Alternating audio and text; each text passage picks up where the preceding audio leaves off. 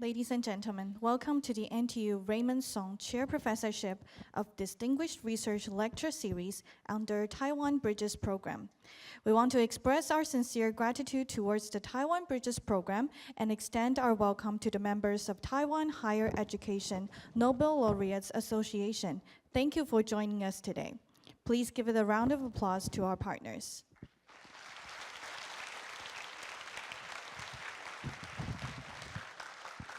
It is our honor to have Professor Morten Meldal, the 2022 Nobel Laureates in Chemistry, as our speaker today. Professor Morten Meldal will later be sharing his insights on chemistry for a sustainable world. Everything is chemistry and how that influences our choices. But first, please join me in welcoming the host of today, Professor Wen-Chang, President of National Taiwan University, for his remark.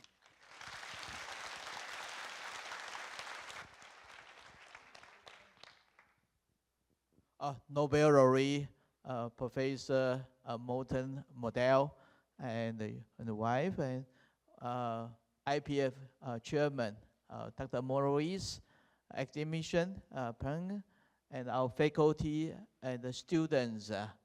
Good afternoon. On behalf of the National Taiwan University, it's my great pleasure to welcome the 2022 Nobel Laureate in Chemistry, Professor Morten Meldal from University of Copenhagen to deliver the Raymond Song Chair Professorship of Distinguished Research. This lecture is also part of the Taiwan Bridge program, which we collaborate with International Peace Foundations. So please join me to thank Dr. Morris for his collaborations for having the Nobel Laureate to come into NTU. Let me first introduce the background of Dr. Morten Meldal. He graduated from Technical University of Denmark in the chemical engineering, which I love it because I'm also a chemical engineer. And after he received his PhD in 1983, I'm sorry, how come? Someone is calling me, I'm very sorry. Yeah, and after he received his PhD, I'm sorry, I have to close it. I don't know why, there is someone bothering me. Maybe it's a noise to welcome Professor Meldal. I think. I have to close it. I'm sorry. Let me close it. I'm done. Okay. Let me repeat again. Yeah. So Professor Meldal, he received his PhD in chemical engineering from Technical University of Denmark in 1983. After that, he spent some time as a postdoc in his university. Then he has a postdoc in Cambridge University for 2 years. And then he returned to Denmark. In 1996, he became the professor in University of Copenhagen. And his expertise actually is on organic synthesis, by developing a very famous and efficient, selective, we call it clinical chemistries, which can be delivered in aqueous phase. And it's, well, as I say, it's very selective without side product. And that can be widely used in biology, medicine, and also material science. Even I myself, I use chemistry a lot because I'm a polymer chemist. So I use chemistry to make a lot of functional polymers. So I love chemistry very much because it is so efficient, selective, and also, well, it's simple because when I try to use other kind of synthetic methods, sometimes it's very used high vacuum, high temperature, or in the inner atmosphere for a long time. So when chemistry has been developed, it became so popular and widely used in the world. So it has a very high impact in every field, which I can say. That's why now we can make the material so easily, and also make the medicine and others so easily. And besides his academic achievement, he also at the head of evolution biology in the University of Copenhagen, because he used his method in the case of the advanced biological chemistry. So it is my great pleasure, because I use this reaction for such a long time, and this is my first time to see him in NGU and host him. It's my great honor, and so happy to have him to be here. So anyway, we can not wait for longer. Please join me to welcome Professor Meldal. Yeah. Thank you, Professor Chen, for your remark. Please join me in welcoming today's speaker, the 2022 Nobel Laureate in Chemistry, Professor Morten Meldal, with his speech titled Chemistry for a Sustainable World.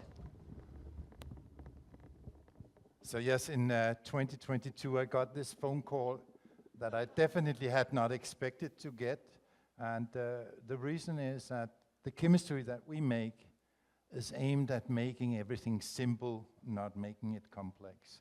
I think it's one of the few times where the Nobel Prize was given for something that made things simple. And I shared this Nobel Prize with two other very visionary people, Barry Sharpless and Caroline Bertozzi, two good colleagues of mine that I have known since I was young myself.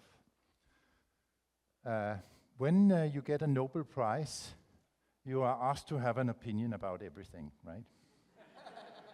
And I do have an opinion about a lot of things, but I don't know about everything, but I do know everything is chemistry.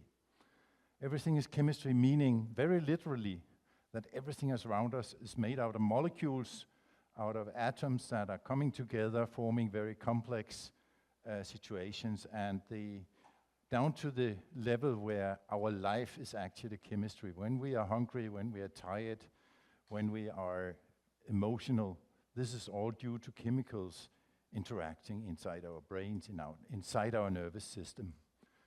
And if that is the case, that's a very, very important realization.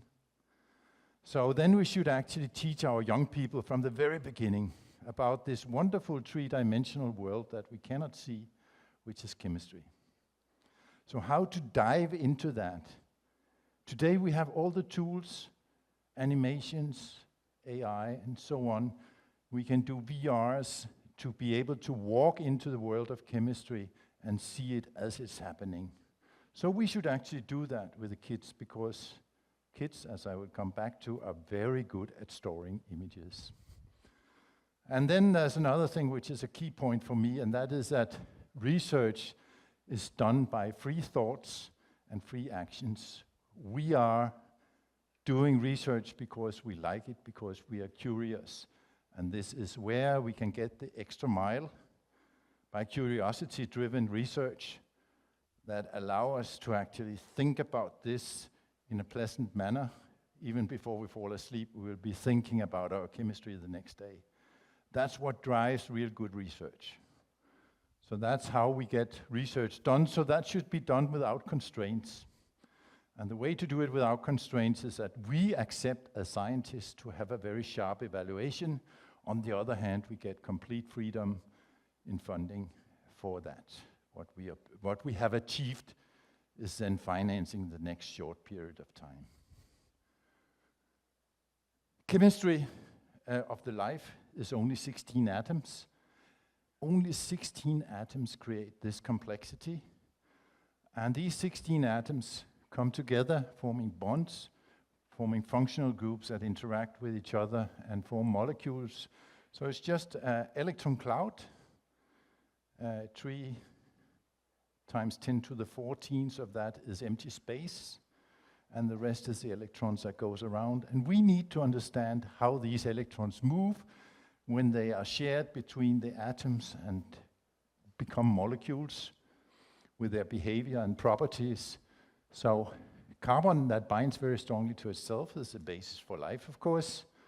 And then we have the functionality that makes a basis of encoding of protein function and so on.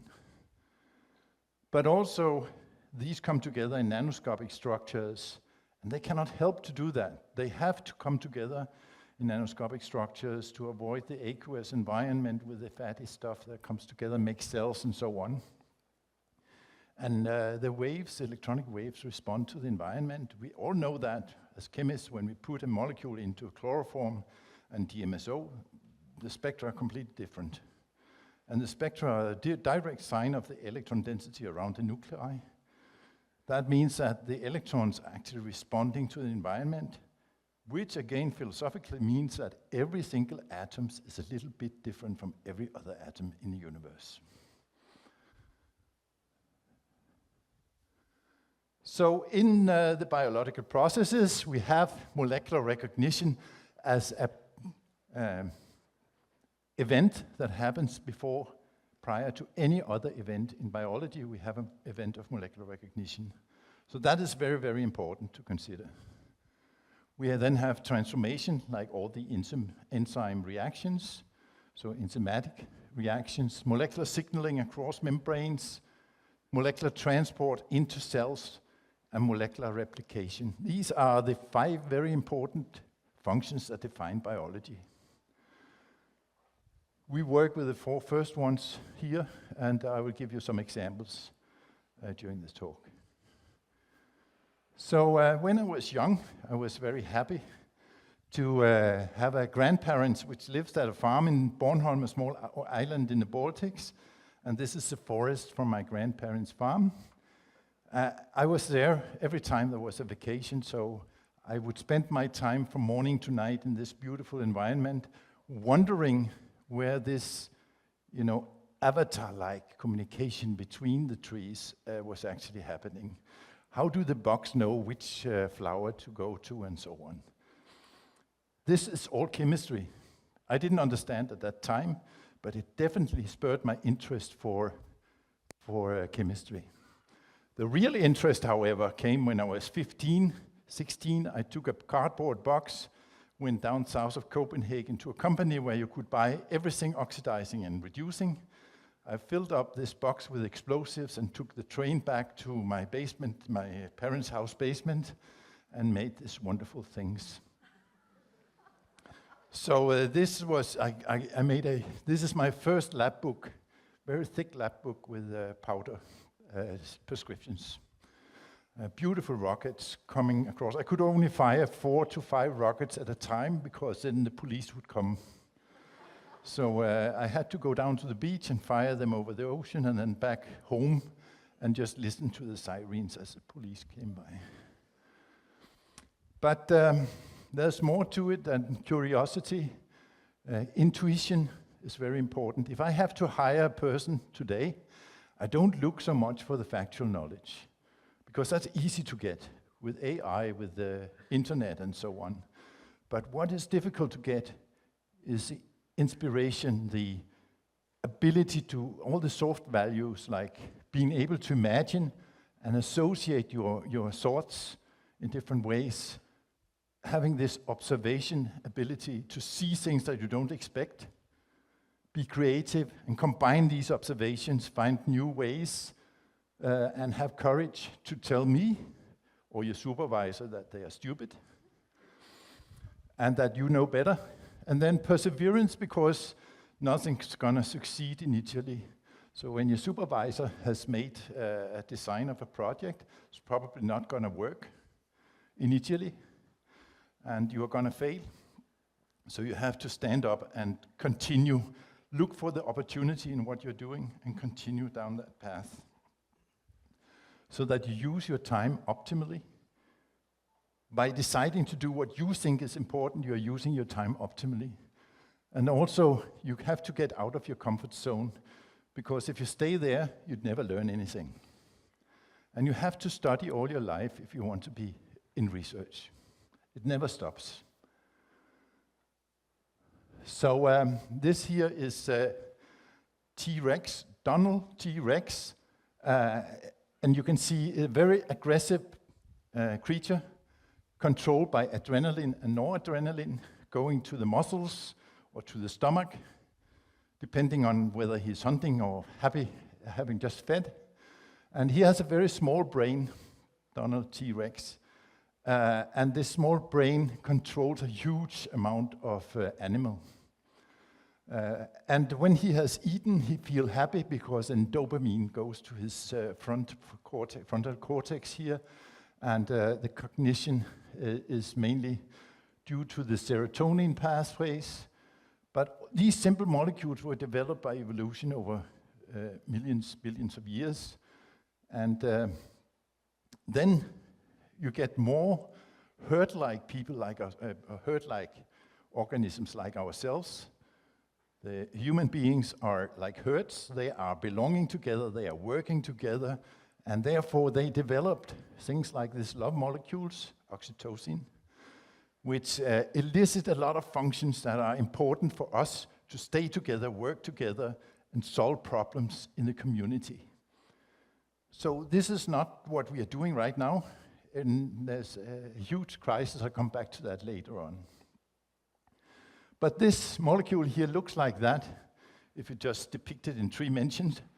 In reality, it's more looking like that, where the blue and the red is electron deficiency and electron surplus in the molecule. So it's like a chewing gum with charge. That's how molecules look, and that's how we should actually see them. So they interact with the receptor with the opposite charges inside the binding.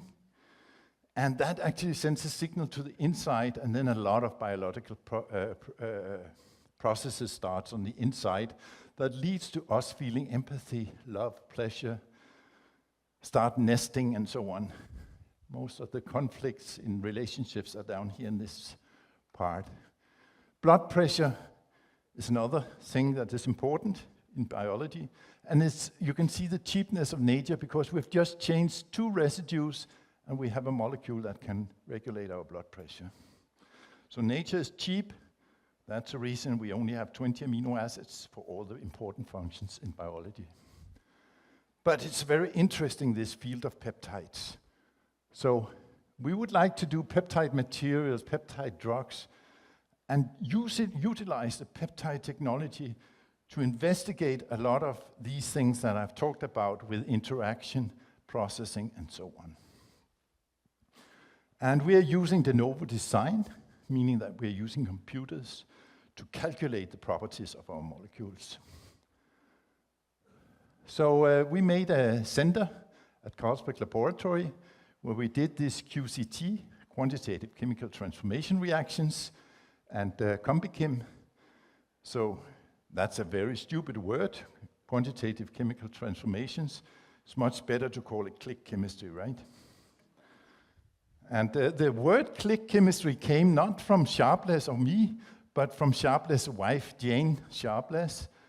She actually decided that this sounded just like when you click your raincoat, click. Okay, so this is Carlsberg Laboratory where I spent 23 years.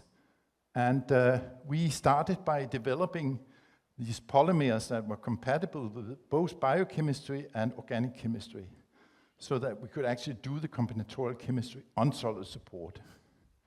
And you can see we have very regular beads. I come back to that. Here we have enzymes, and these beads are swelling up so much that the enzyme can enter into the interior and carry out reactions. We also did organic chemistry development on these solid supports. So these are some of the organic chemistry that we have done, including here the QAG reaction, which is the click reaction. The beads that we are making is made here by mixing a macromonomer and an initiator. Then it goes here, and we form a small droplet. And we continuously pump through a heated coil and collect the beads over here. So that creates very regular beads.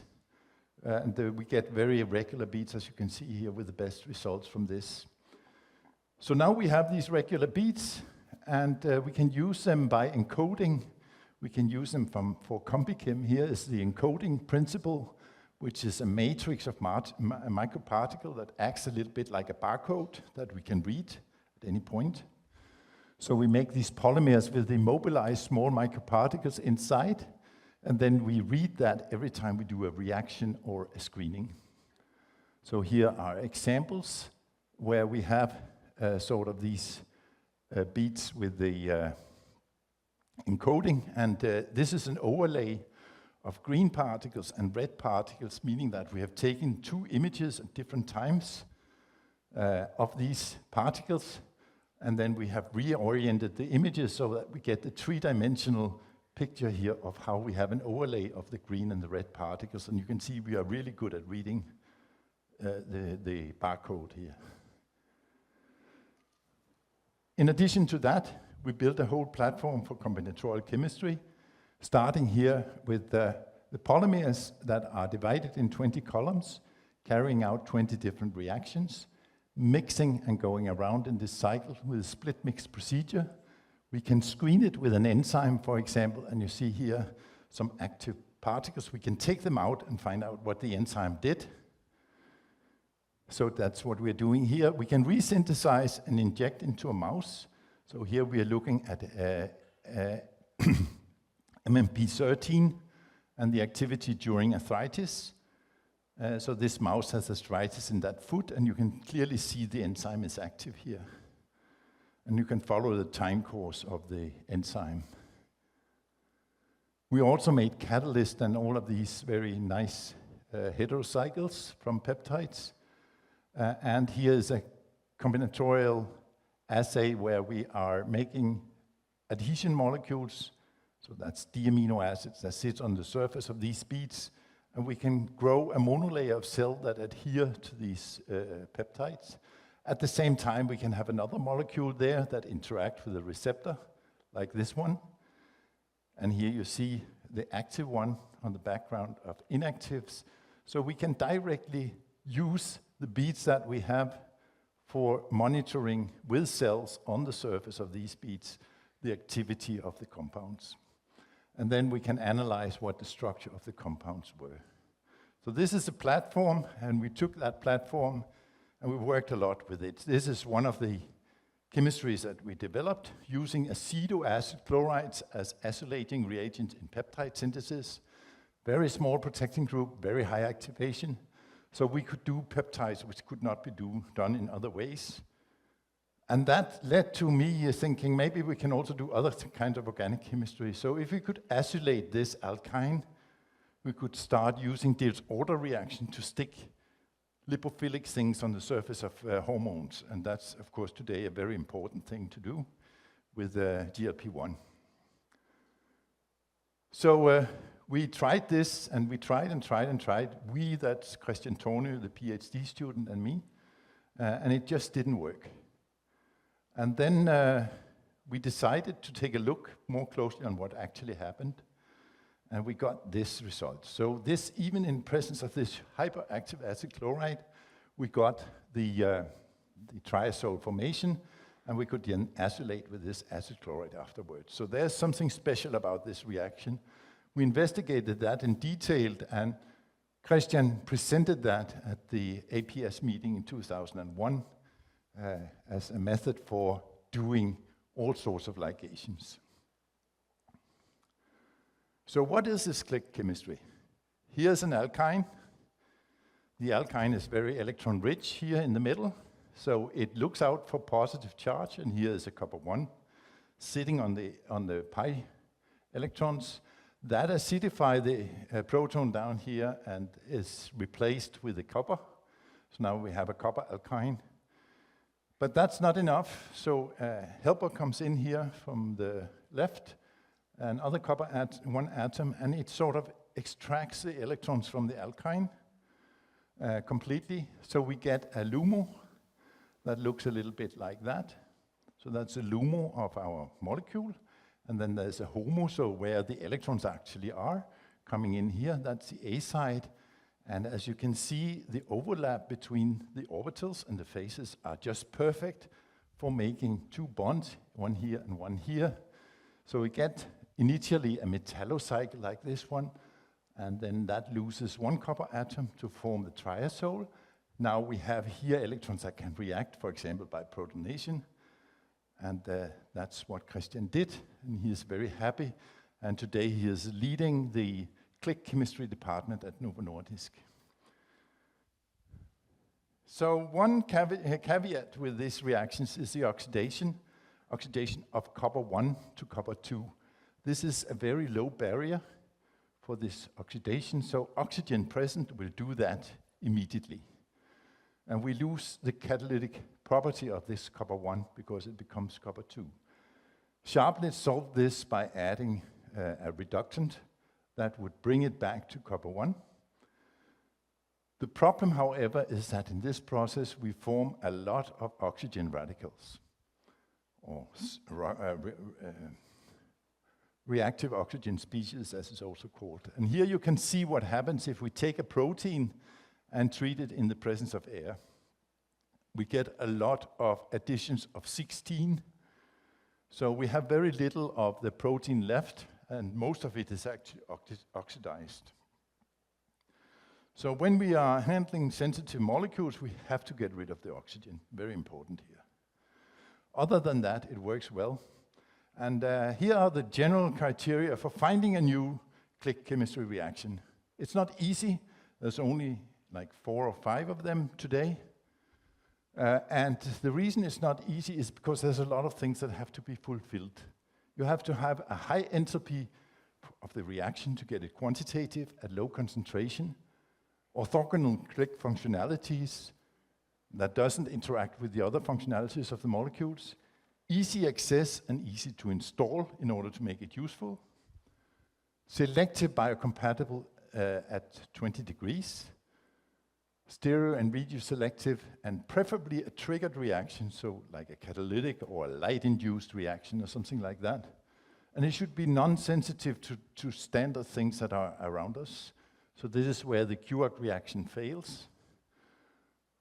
It should be coordinative in the transition state in order to assemble at low concentration, even in a biological environment, and then provide otherwise inaccessible molecular structures. Otherwise, why should we do it? So they are really difficult to find, and I urge people to find them, in particular if you can find new principles for orthogonal chemistry. We do it in this way, completely anaerobically, and here you have the mixture with the reagent that needs to be clicked, and here you have the click mixture, so we just inject over time this into that, and it works extremely well to get your quantitative coupling over here. We use generally the triflate, copper 1 triflate, that works the best. And for example, here we have 3 guys, one that can kill the cell, that's a beta body with a click unit. We have something, a cell-penetrating peptide that can enter into the cell with a click unit. And we have maybe a nanobody or something that can localize particular tissue, cancer tissue, for example. So now we mix these 3 in a copper jar. We steer them overnight, and we get one molecule with all 3 functions. Very important. That's a small molecular robot right there. A robot that can circulate around, find the target cell, cancer cell, and then this guy can take the other ones and bring them inside the cell where we can have the killing function. So we can make robot molecules, but we can also use it for ligation, stapling, and stabilization of peptide structure, surface immobilization, polymer synthesis. We heard about that from the president. And we use it for CCPs, for affinity and activity profiling, and of course for green drug synthesis. A lot of this chemistry replaces chemistry that is carried out in a lot of organic synthesis stuff. So if we can avoid that, we are very well off. This is the start of a holiday in Stockholm. We were invited. After this phone call, you get invited to Stockholm for 1 week, a splendid holiday, and it's really, really highly recommended. The first day you get to give in your most important device, and this is the device, the first device we use for split mix synthesis of combinatorial libraries.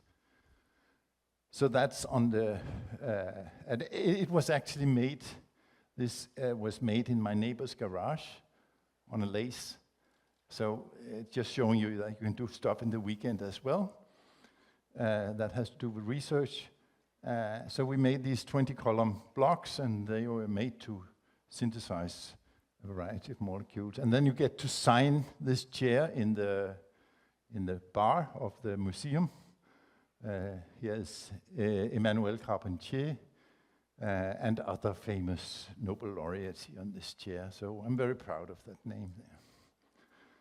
These guys are 400 million years old. Not these guys, but the species is 400 million years old. They look like small tanks. They are equipped with 8 visualization units. So this is eyes, but there are eyes other places around here. And it looks like a tank. And the reason we are interested in those is because they have an innate immune system with blue blood, beautiful blue blood, and we harvest that and isolate the molecules that are responsible for attacking foreign organisms. They encage them, so we can actually measure our bacteria and blood using their blood. But we were more interested in these molecules, which is the target which are toxins that they inject. Once they trap the foreign organism, they inject these molecules. They have this structure here. So these are amino acids, disulfide bonds. So we were asking, can we click, instead of these disulfide bonds, can we click across here and get biologically active molecules? And we can. So this is now the cell surface. This is our molecules. They come in and they divide into 2 parts that makes a pore. And then everything from inside the cell comes out. And of course, that's not sustainable for the cell, so it will die. So this is a physical antibiotic, and still you develop resistance. So we were wondering, if we now do the clicking, can we take that as a possibility to convert a resistant drug into a non-resistant drug. So here we have coli, staphylococcus, salmonella, and bacillus. And when we try the natural one here, you can see these 3 are perfect. So they all die in the presence of our antibiotic. But this one completely survives it. There's no effect of the antibiotic. Here you see our molecules. They also work the same as the target for these 3, and they also work for this one, which has resistance against resistance in Bacillus subtilis.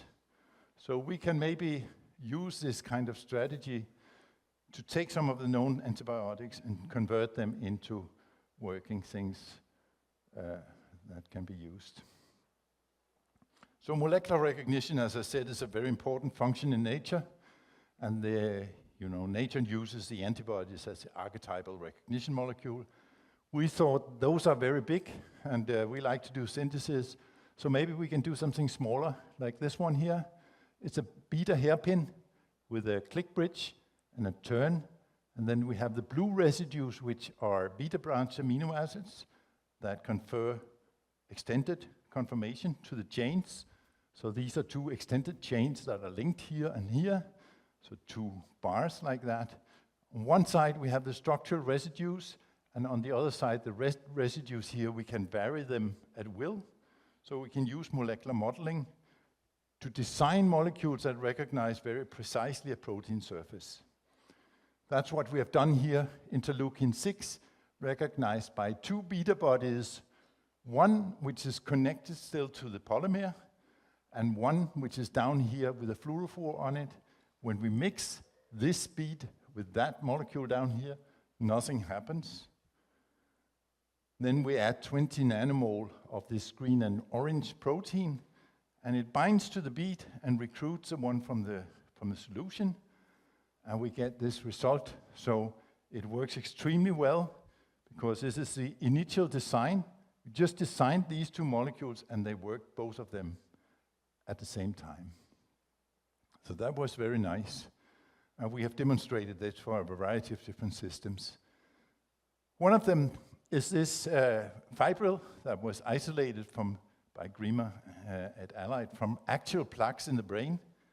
So these are Alzheimer plaques, and they are consisting of fibrils that we can isolate and analyze, and they have done that with electron microscopy here. We took that and cut it in two here in the middle, and looked at the two surfaces where the fibril grow to see if we can block this fibrillation in the brain. So we design molecules that sits here on the growth surface like that, either here or on the backside.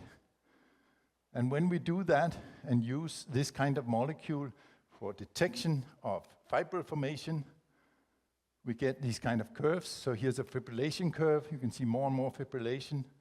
Here, more and more fibrillation. Then when we add our peptides, we have a little bit of fibrillation that dies off at 37 degrees. We can also reduce fibrillation dramatically with already formed fibrils if we add our molecules. But there were some issues with solubility and so on.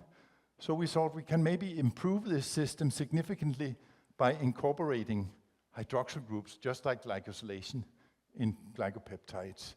And Wen-Chang converted glucosaminic acid from the free glucosaminic acid to this building block that can be used in peptide synthesis, incorporated that, and it has the same configuration as our threonins in the beta body. We incorporate that with the GAs here into the peptides, and that increased the functionality of the peptides dramatically. So we had much more solubility, and they bind like that. In particular, this one here, this one up here, very efficient. As you can see, this is the fibrillation curve without anything added, and then the different peptides can reduce it, but only one of them, 3+5, really completely quench the fibrillation, both in this case and that case. So here we have a molecule that is able to take fibrils and convert them into fragments that can be maybe even washed out of the brain. And the reason is that these hydroxyl amino acids, they provide a water shell on the backside of the molecule, allowing this interaction to be very efficient on the front side. So that's what it's looking like. So we have increased interaction with the fibrils, and we form these kind of fragments that we hope can be, if we can get this into the brain, we haven't gotten that far yet, but if we can get this into the brain, maybe we can make that work and get rid of fibrils. We are back in Stockholm, and this is one of the most humiliating days of your life because you're suddenly speaking to 10 million, maybe more people around the world. So this is where you are posing, you know, you're getting hold of yourself and you deliver a talk and then you're very happy that it's all over. And this is Barry Sharpless and Carolyn over here. So I had a postdoc at the same time as we were working on the Alzheimer peptides, Martin Wolfram, who would like to look at can we actually cleave these peptides so that they won't fibrillate in the brain. So he synthesized the substrate. You can see here a fluorophore and a quencher. So if we can cleave this in the middle, we can see fluorescence. He tried that, and he worked it out with making a carbene in the peptide that could bind to transition metals and very sophisticated molecules. And it worked fantastically, both with these carbenes binding transition metals and with bipyridine residues binding to these transition metals. It worked amazingly. And it didn't matter which metal we were using. And also, he tried to take out half of it and then fivefold reducing the concentration, and still worked. And then he took it out entirely. No methyl, no nothing, and it still worked. So what is going on? This is where one of the moments where you should not despair, but you should actually go for it. And he did that, synthesized all the different fragments that he could observe, and we investigated now the complete processing pathway that we are looking at here. And it turns out that we have autocatalytic processing in Alzheimer peptides. So here we have Alzheimer peptide starting point. After 11 days, we start seeing something else, then something else, then something else, then something else. So here is an autoproteolytic process in the Alzheimer peptide, which is inherent to the peptide. That's a very, very important observation. It works with shorter fragments of the peptide, like these ones, but it also works here with 1 to 28. In particular, when we take a little bit of this mixture up here, like a microliter, and add it to a solution of 1 to 28, you see here the kinetics of the cleavage. If we take 1 to 40, and we don't add anything, in 12 days we see nothing. This is a beta 1 to 40. If we add just 1 microliter of this one, this is the picture that we get.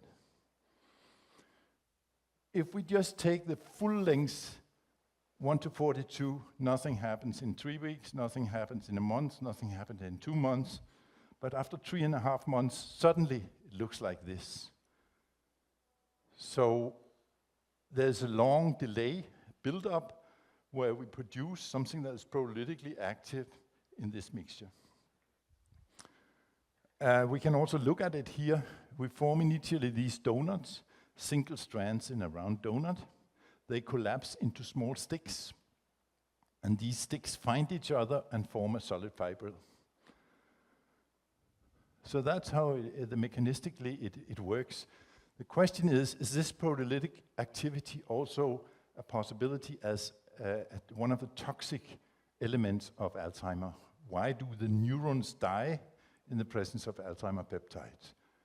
If we look at this is a cleavage site for NCAM that is observed by Sinica and her colleagues here in 2015. They find that they have these fragments of the NCAM molecules in the Alzheimer brain, and particular in co-expression with, so these fragments are in co-expression with the Alzheimer peptide. So here we have the soluble fragments in the normal brain, and this here is, where is it? This here is in the Alzheimer brain. So we have the soluble fragments there. This is soluble fragments in the normal and in the Alzheimer brain. And you can see significant more soluble fragments of NCAM. And this is very dangerous for the neurons, because if the neurons cannot communicate, cannot get close together, they won't be able to form actions and so on. So that's a problem. And the neurons die. So the NCAM molecule is looking a bit like that. Here is the place where it cleaves. And if we look at this structure, the soluble part, it precipitates together with the Alzheimer peptide. So you can see here the Alzheimer and this one, and they very much coexist here. And when we look at the substrates, they are actually very similar. So the cleavage site could very well be that cleavage site from the Alzheimer peptide coming in here. So this is the aggregate of the Alzheimer peptides coming close there, cleaving off that big part.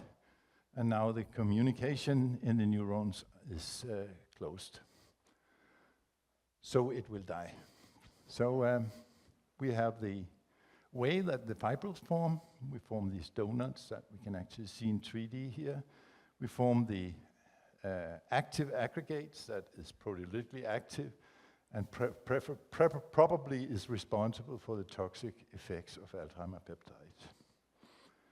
We're back in Stockholm, and this is the day where you go to the ceremony, Here you get the medal, and the medal is handed to you, and you shake the hand of the king.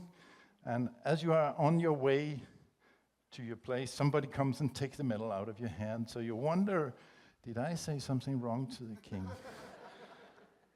But that's not the case. The reason is that a lot of us made the discoveries like 30, 40 years ago, and a little bit of Alzheimer has occurred in the meantime. So a lot of Nobel laureates actually forgot their Nobel prizes in the ceremonial hall. So now you get it on the last day. It's given to your family, and they have to be responsible for taking it home. Yeah.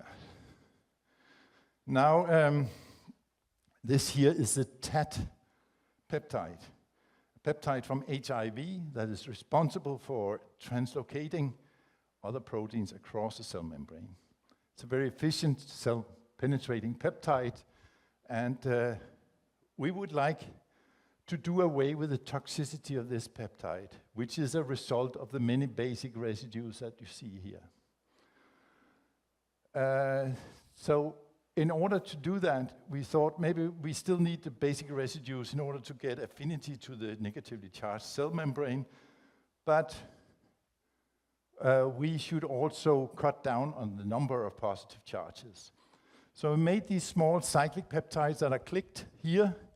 They have a proline over here, and then you can have different kind of lipophilicities here that can interact with the membrane part of the membrane, the hydrophobic part of the membrane. And then we would put on different kind of cargoes to see if we can get it into the cell.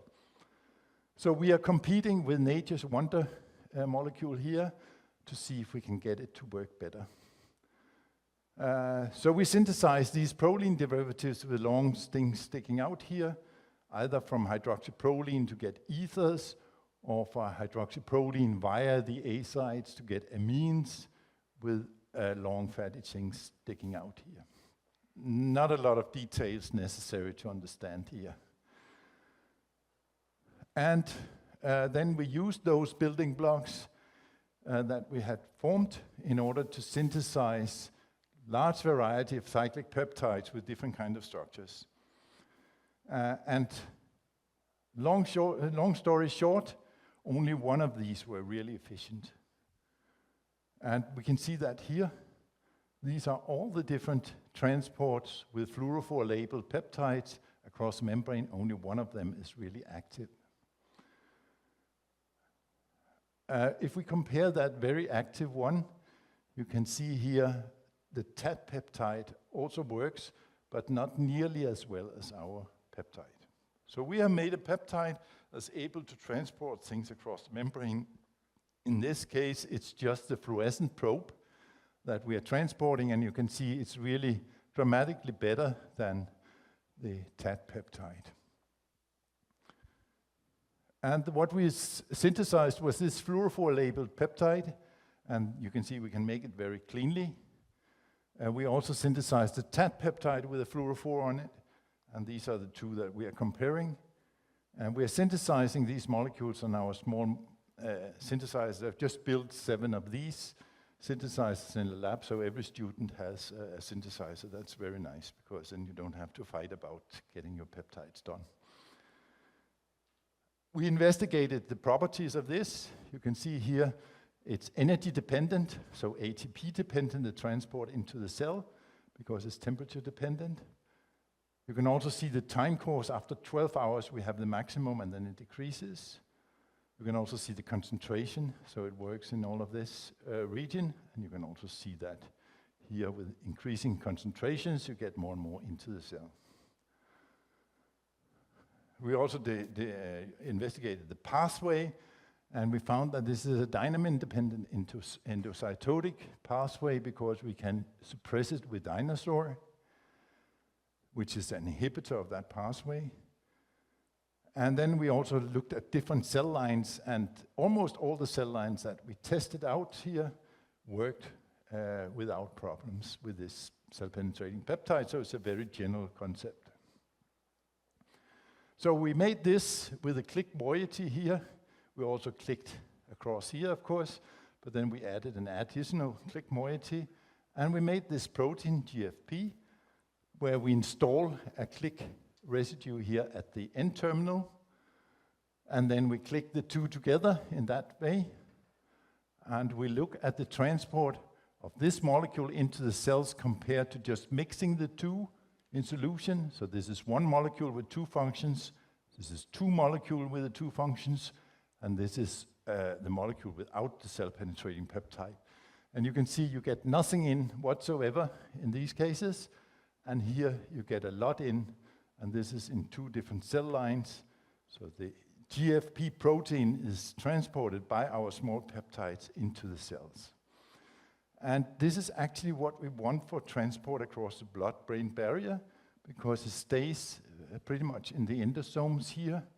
We have made ways that we can actually release it in the cell, but we want it to stay in the endosomes to go across to the other side for blood-brain barrier transport.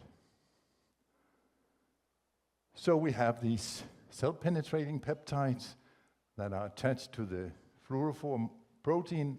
They sit here on the cell surface, forming an endosomal compartment that goes into the interior of the cell and transport across.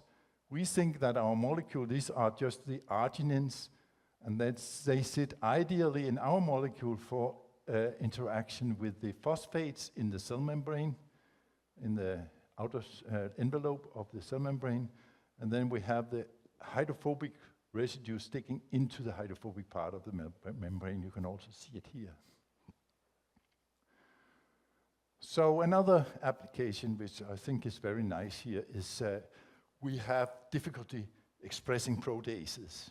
And the reason is a protease is active, so it will cleave the host proteins very efficiently.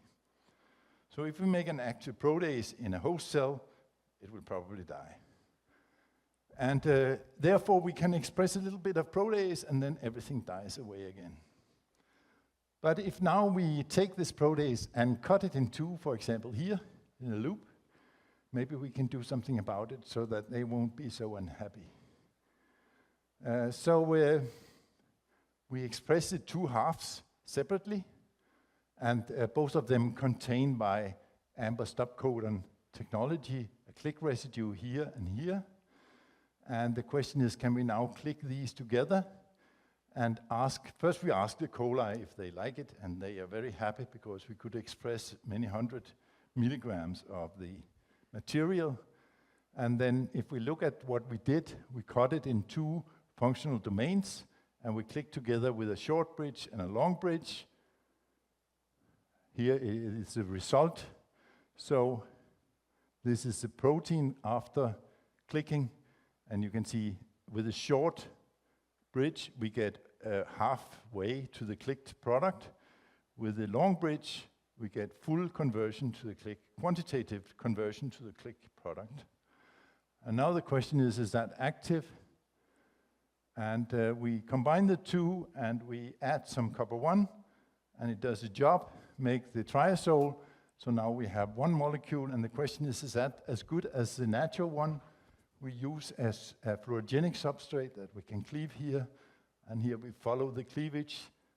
The lower curve is the natural one, the upper curve, the faster one, is our molecule. So that's a very nice result. We are back in Stockholm, and this is a day where we have the dinner, the Nobel Prize banquet. And my wife is a very proactive person. So when she saw on the first day in the museum this dress at one of the mannequins there was like one for each prize, she immediately called the arts department of Stockholm University and asked if they could reproduce that in a way that it would fit her. And they said, yes, there's a win-win here. So we do that. And here it is, and you can really see it's high art because these are 6-membered rings, right?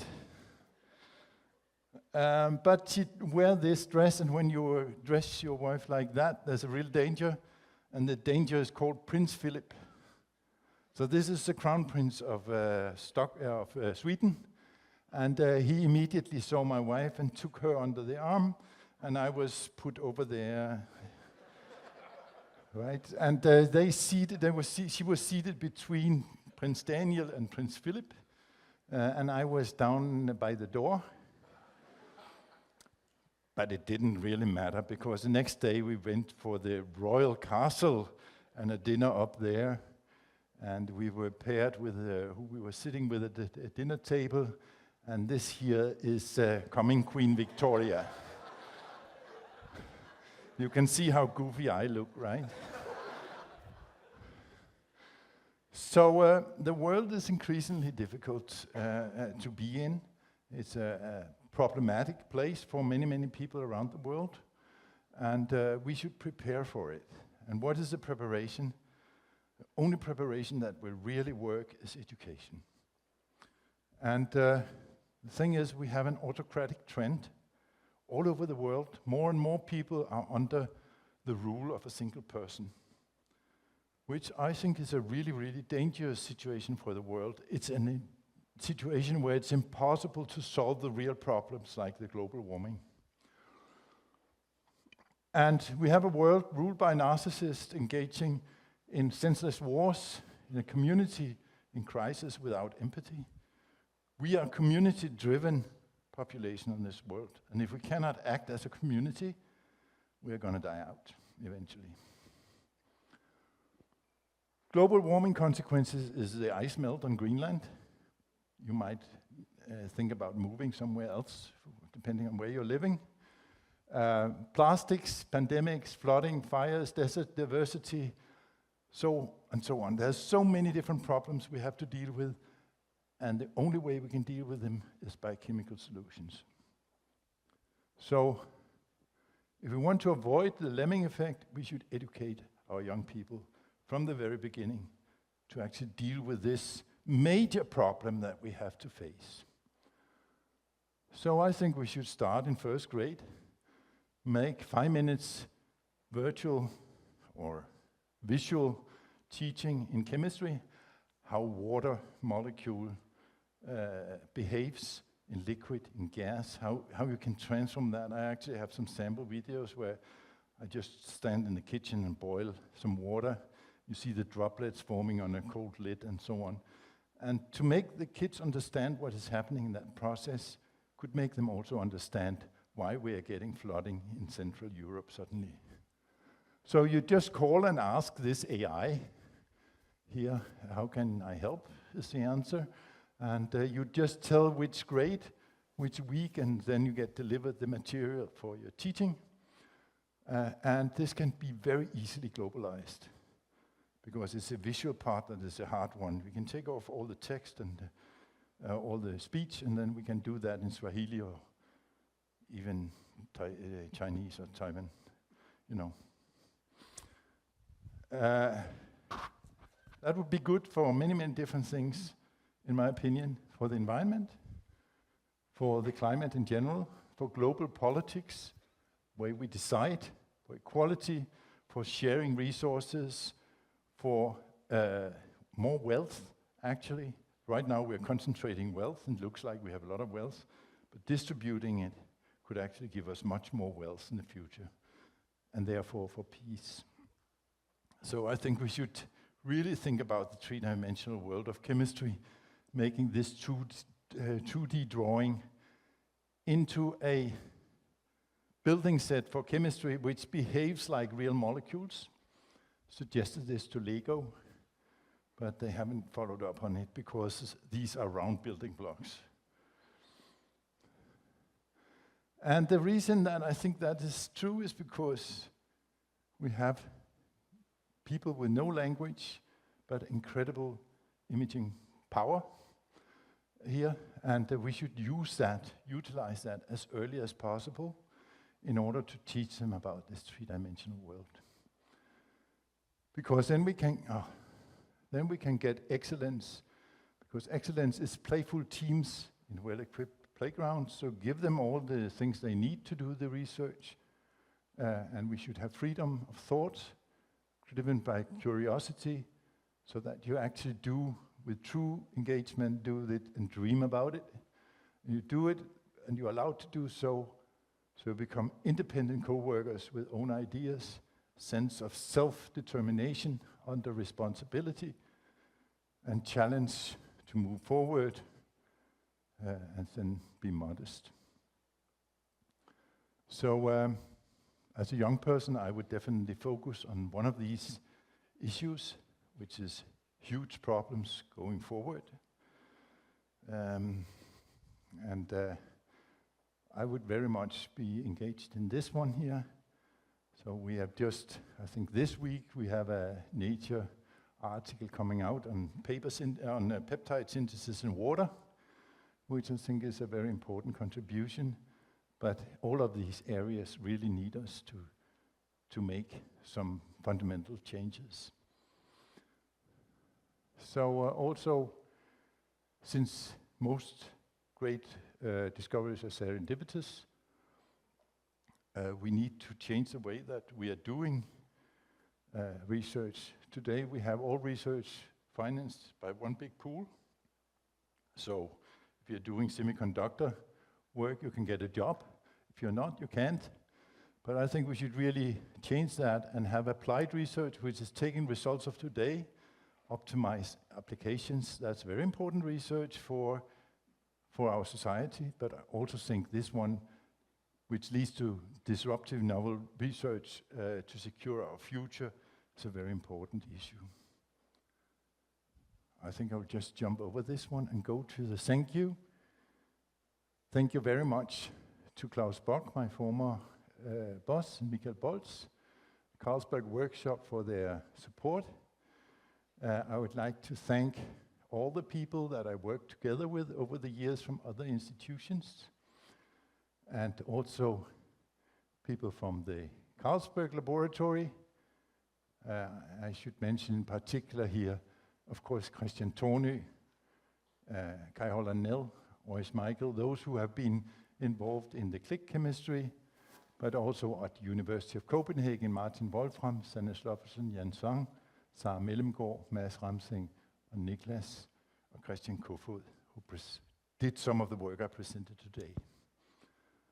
Oops, and with that, I would like to thank also my wife and my family for their patience and their contributions to scientific discussions, because my son is a chemist, my wife is a chemist, my daughter is a philosopher.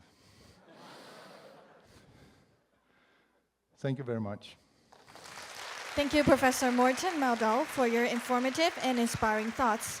We will be entering the Q&A session shortly. Please have a seat as our staff proceed with the venue setup. Thank you. Yeah, appreciate that from your speech and also from me.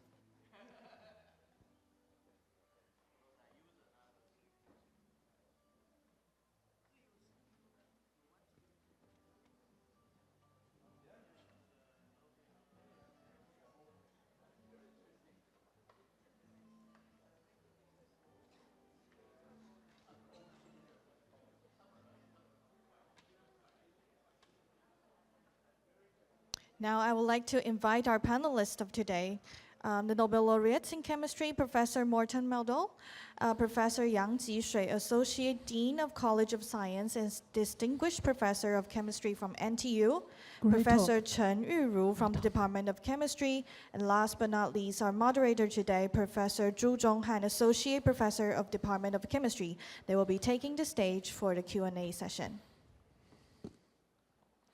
Okay, is this on? Can you hear me? All right, good.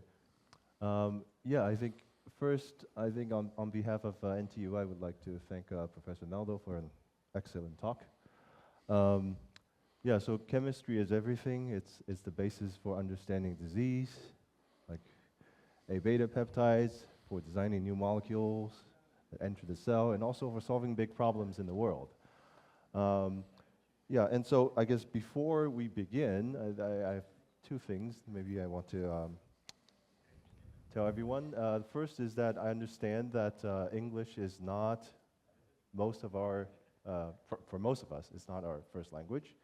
So if you're a student and you feel nervous, which you would be, it's facing such a large audience, you can type down your question, use Google Translate or an AI tool to help you stated more clearly, right? So that it's a better and more fluent discussion. So that's okay. I encourage you to do that.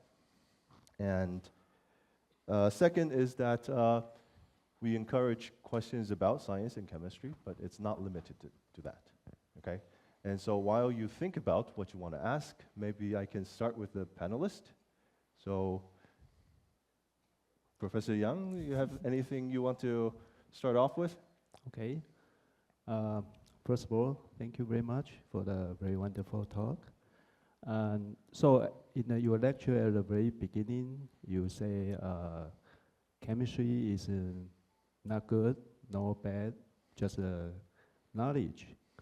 But actually the practice of chemistry could produce some negative perception, right? For example, you mentioned about a plastics problem, and what plastic invention can maybe, I think can reduce the use of woods. You mentioned the forest, and it's good, but nowadays it might become a pollution.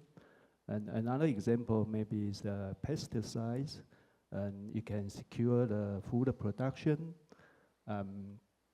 but people might consider it's a pollution or toxicity. Yeah, so we have a society which is basically controlled by greed, by making the most out of it in terms of profits, instead of being regulated in a way that it's beneficial for all of us.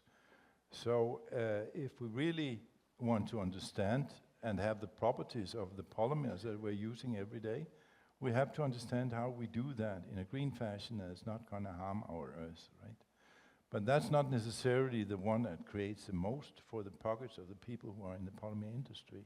So we need regulation. Regulation is necessary in order to control how the flow of technologies are happening in our societies.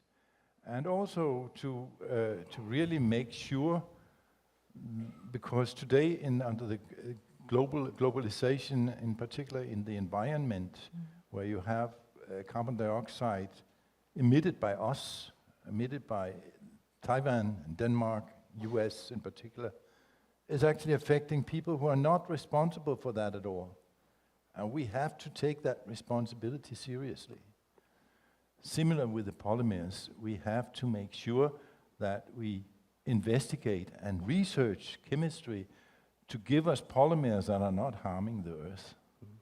That's clear, because it's not a value proposition for anybody to have a Earth that is harmed by plastics, by fossil fuels being burned off all the time. It's simply not profitable for anybody in the long run.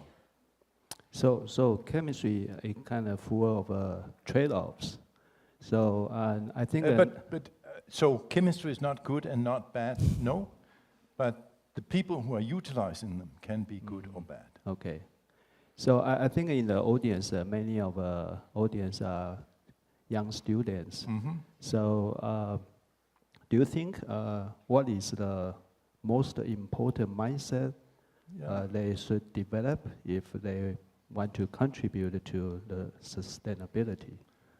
I think behind research there should always be some sort of philosophical thought about your existence, about why you are here and what is good and what is bad. And if you are doing research, you should actually consider why I am doing this research. What is it that is important about it? And then you should do what you find is really important, because if you do that, there's a high likelihood that a lot of other people will also think it's important. And then you are really contributing and also honored for this contribution. So I think that's very important. Thank you. Yeah. All right, so I believe... and also, as I said on one of the slides, to point your research in directions where you are solving the actual problems that we are facing. Because the less you do that, the more the problems will pile up. Okay, any question from the audience? Maybe start from up there, so that, and then we can move our way down. How's that?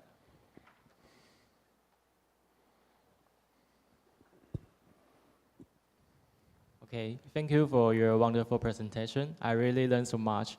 And I am a chemistry graduate student working on my master thesis project in the lab. And I have really enjoyed it so far. But I have already heard some people say that our instruments are now much more sensitive and accurate than before. It is actually harder to make new discoveries because most of the low-hanging fruits has already been picked. Do you agree with this view? People have been saying that in science for the last 150 years. And still you have these amazing breakthroughs that comes out, but you don't know where they are. That's why you say the low-hanging fruits have already gone, because you can't see the new low-hanging fruits. Where are they? And that's where you have to make the discovery. Okay. Right? Okay, right. You will find the next low-hanging fruit, the next easy reaction, the next biochemical breakthrough. You know. Yeah. Okay, thank you. Professor Chen, you want? Well, I think Professor Meldal, you say no, right? But I partially agree with his comment. If you think about the breakthrough in a single field, the answer is likely yes. But I will see the question differently.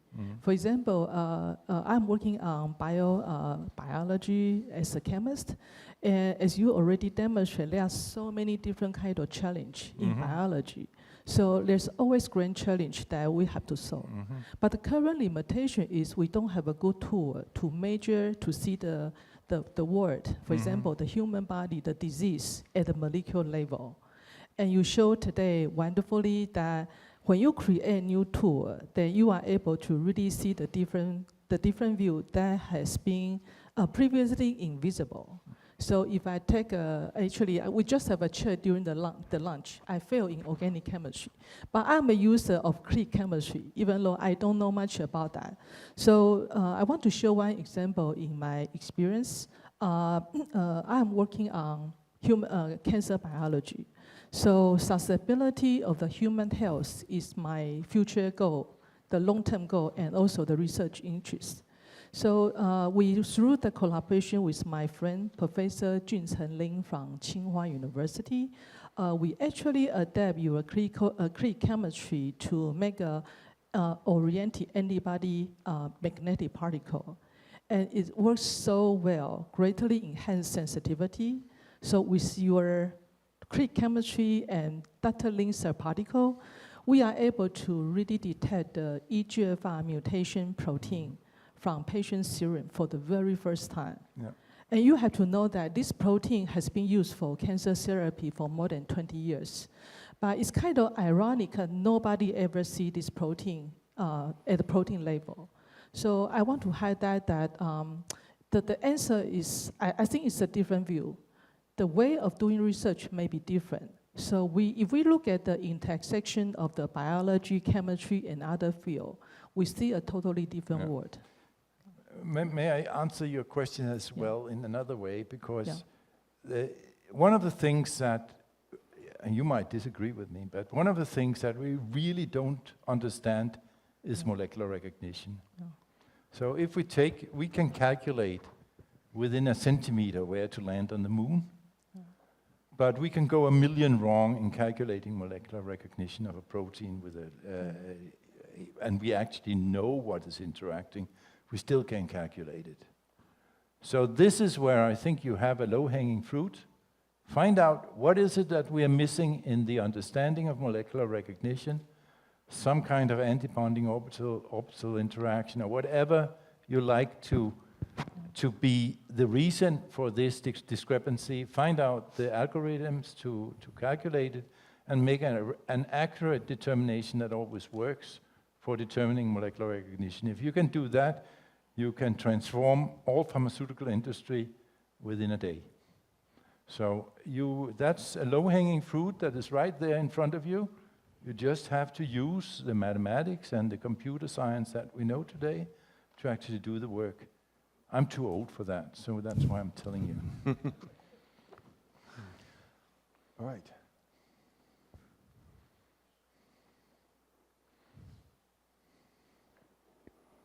I have one thought about your research. You just say that if you use the killer and the cell membrane touch and the target, and you mix it, combine the three parts, and you can kill the target precise. And if you use the individual to the target, it will not work. And I think that maybe the target to the cell membrane touch would bring the substrate straight to the target. And if you use individual, it would separate away from each other, and it could not straight to the target. It's my thought about your research. I want to share. Yeah, so you need to connect the functionalities in order to have the robotic function. So like one human being who is able to take a spoon and put something in the mouth to feed yourself, that's requiring a brain and an arm and a spoon and a soup, right? And if you don't have these four components all connected together, it won't happen. It's the same with this molecular robots. You need to have the functionalities necessary connected into one molecule. Oh yeah, maybe it's a lot of biomarker to connect these parts. Yes, and many. I should say it's not something. This particular example that you are mentioning, it's not something that we have actually done yet. We are working on it, but it works to some extent. Other people are also working in this area, using a different kind of click reactions. And it works, so we are just working with our approach at the moment. Yeah, thank you. All right, maybe a question from this half of the audience. There's one up there. Oh, okay.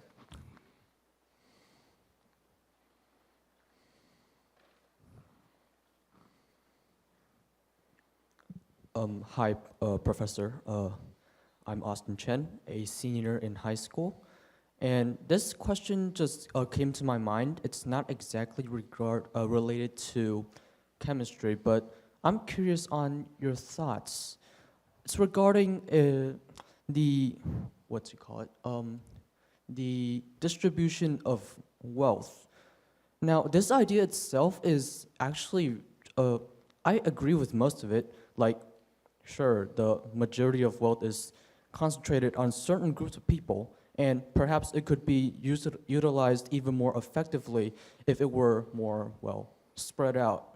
But then something else came to my mind, which I'm kind of nervous right now. I'm more or less shaking, but I'll try to organize my thoughts. Do you think that there would be some sort of prerequisite for such a distribution?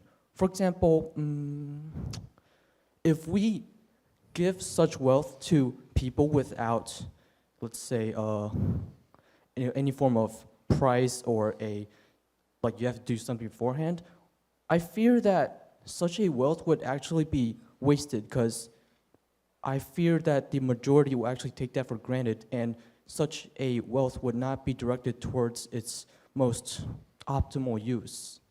What are your thoughts on that? I'm totally agreeing with that. So I think that, for example, all of the richest people in the world are currently in competition of how to send people out of space on a tourist mission, right?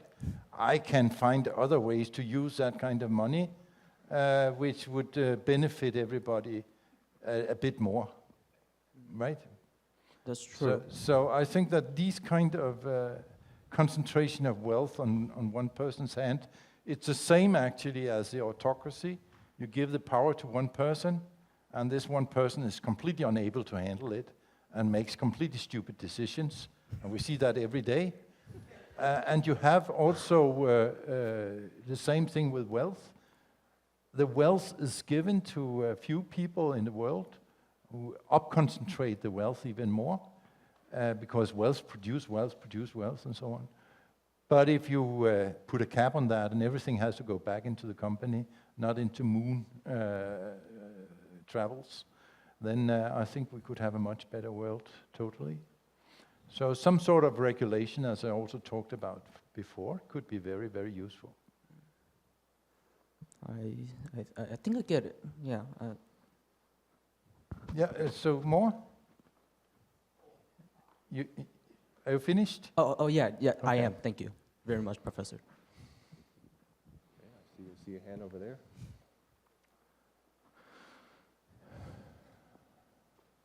Hello, Professor. I'm Hsing. My question is more about green chemistry. During the morning section, you have encouraged us to do all kinds of research to fight against climate change. And you have also mentioned that your team is currently working on a more sustainable procedure.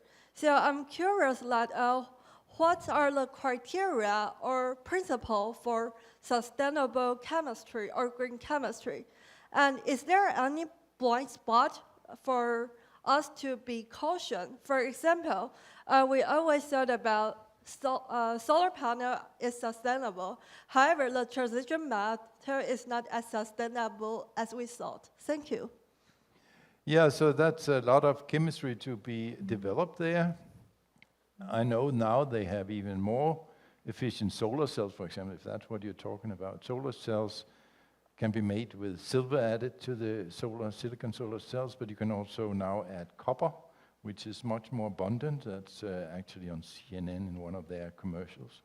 That you can use copper instead of silver, and that improves dramatically the solar cell, and also is vastly cheaper to use. So there's a future for making better, more sustainable principles within the energy sector. You can also imagine how you can do synthesis more energetically sustainable, with less energy consumption, with less use of solvents, and so on. So within the chemistry area alone, there's a lot of improvements to be made. But I think generally sustainability associates with the compatibility with life, long term. So that's where sustainability is. That's what we call sustainability. The world is totally sustainable if we just remove the people. That's very true. Professor Yang or Chen, anything you like to add?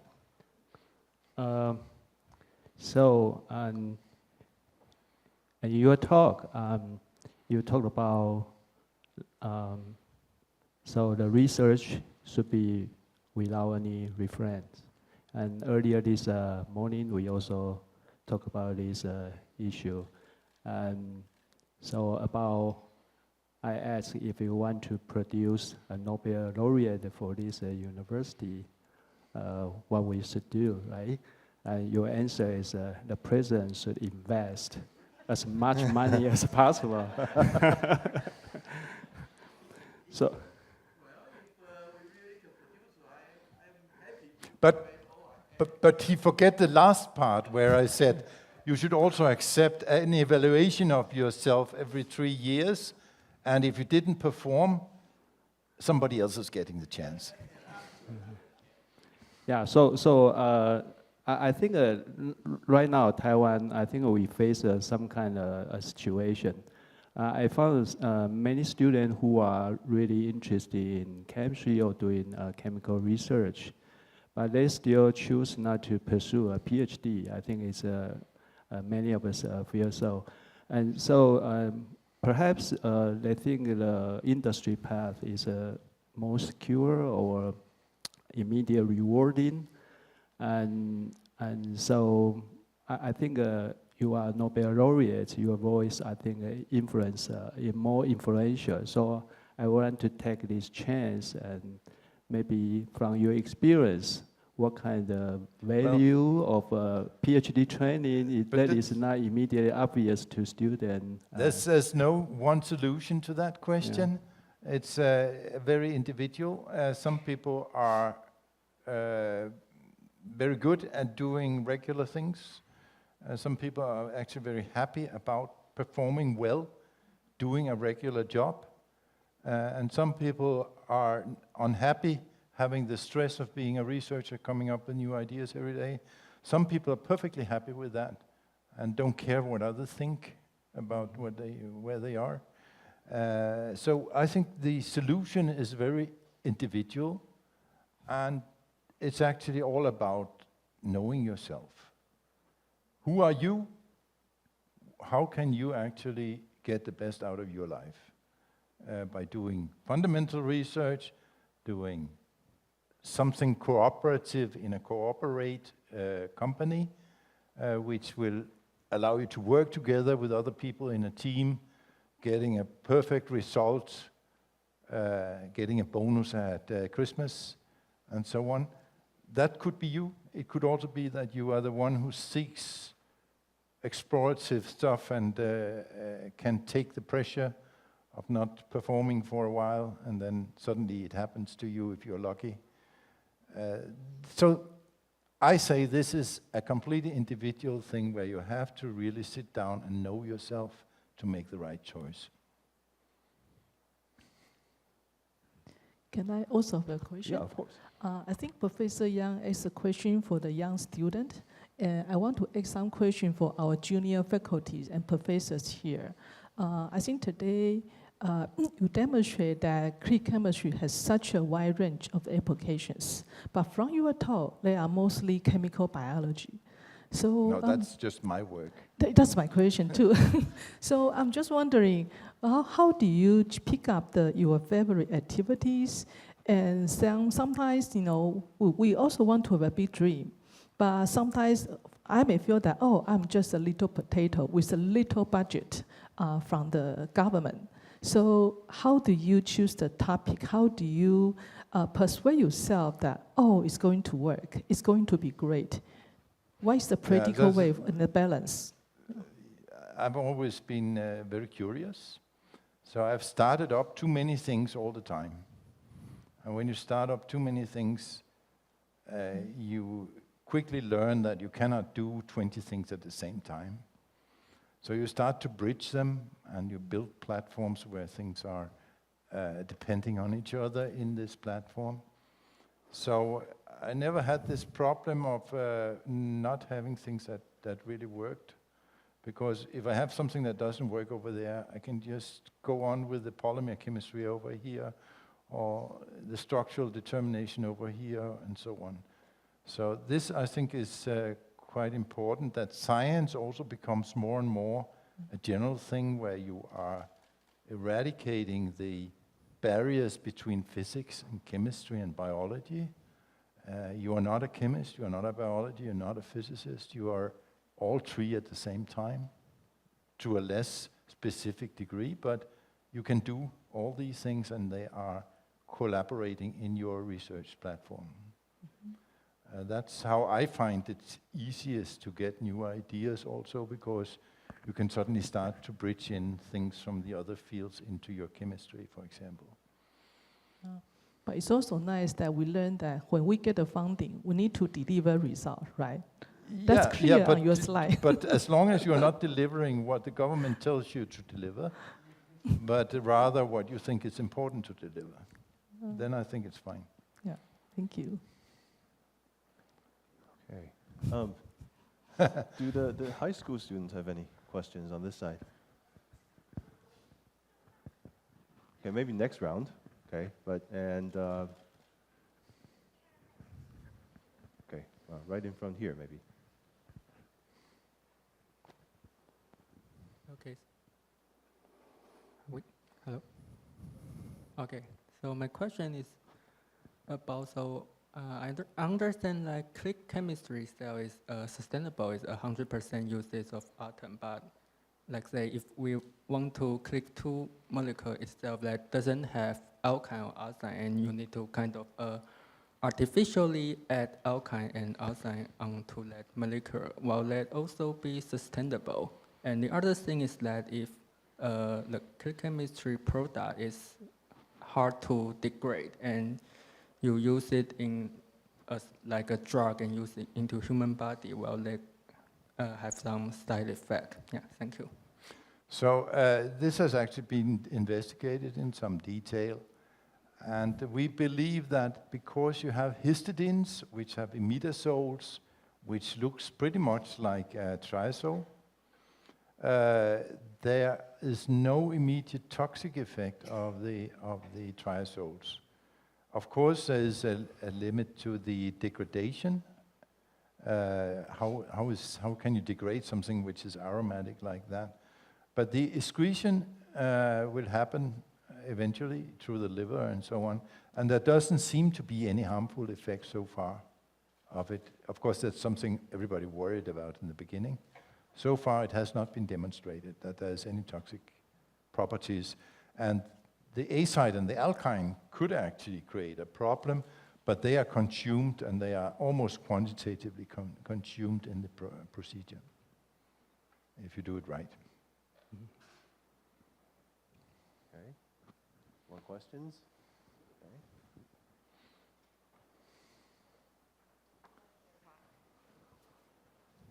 Oh, thanks again for your talk.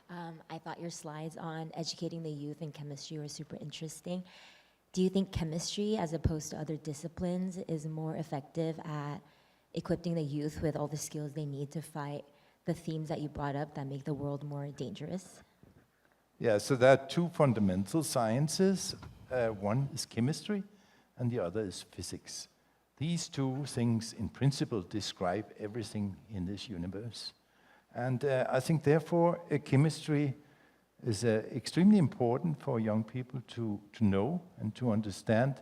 Also, in order to make the right choice of their STEM education, I would always advocate for STEM education. If you have to make a choice, that's where we have really great utilization in the future of you as a chemist or as a physicist, to be able to manipulate the world as we go forward towards a more sustainable, meaning life-compatible way of being a consumer society. Thank you. Maybe a question from faculties? I don't see any faculty. There's a raising lot their of hands. interest over here, and you have nothing. Okay. Yeah, sure, right here, right here. Yeah, sure.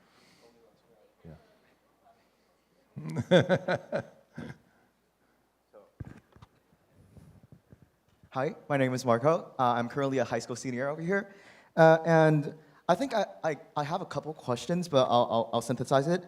So do you think that climate change, to a certain extent, we should be worried about it, but we're too irrational? In the past 45 years, we see a drop in carbon monoxide, oxides of nitrogen, and also like other pollutants. And also, we thought that China's, let's say, rare earth would actually run out, but turns out it didn't really run out. And a lot of this is because of like extrapolation of data. And is it because that a lot of cases that it's bad research leading us to have this like fear-mongering effect? That's my first question. And my second question is— Can I answer one at a time? Okay, sorry.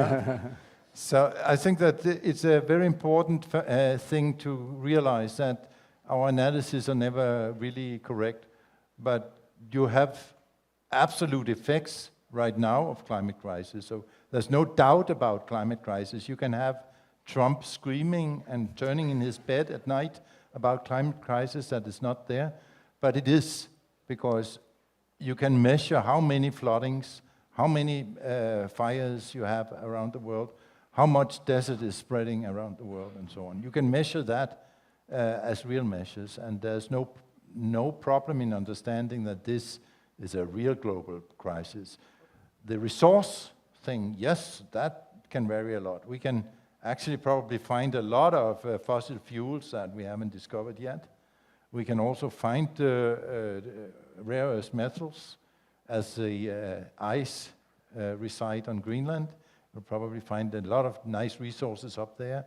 One reason that US want to invade our country. So the rare earths, probably you found in north of Sweden, they just found one of the largest deposits of rare earths in the world. So there's a lot of rare earths around, and we will find it and we will use it, I'm sure about that.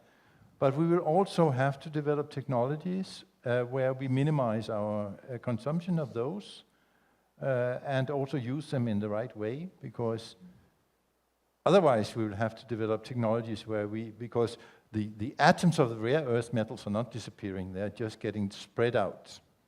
So the resources are not disappearing, they're still here, they're just in the seawater. So then we will have to find chemistry ways to filter our seawater, get lithium and all the rare earths to the other side and separate the rare earths as well in the seawater. So that's the next step, because at some point in the future, these kind of concentrated resources are going to run out. Okay, so I'm sorry I would have to cut you off, but I think it's a tight schedule, and I think it's about time to wrap this up. Yeah, so I guess please join me in thank Professor Meldal. Thank you, Professor Morten Meldal, Professor Yang, Professor Chen, and Professor Zhu for the wonderful discussion. Professor Meldal, please remain on stage. Right now, I would like to invite Professor Wen-Chang, President of National Taiwan University, to present the trophy to our esteemed speaker, Professor Morten Meldal. Please give it a applause to our esteemed speaker, Professor Morten Meldal.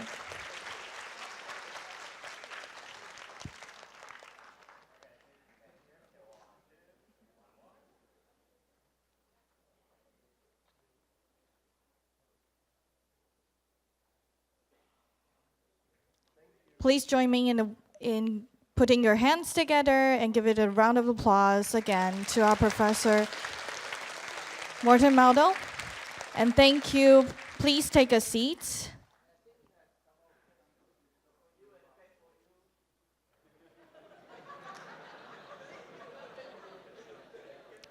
We will now proceed to the group photo session.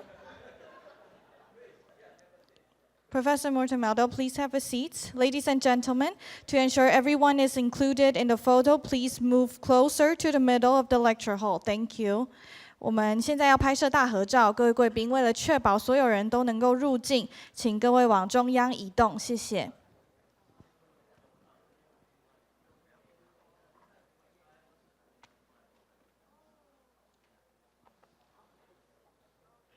Our photographer is over here on the stage. Please look at the camera right in front of the blackboard.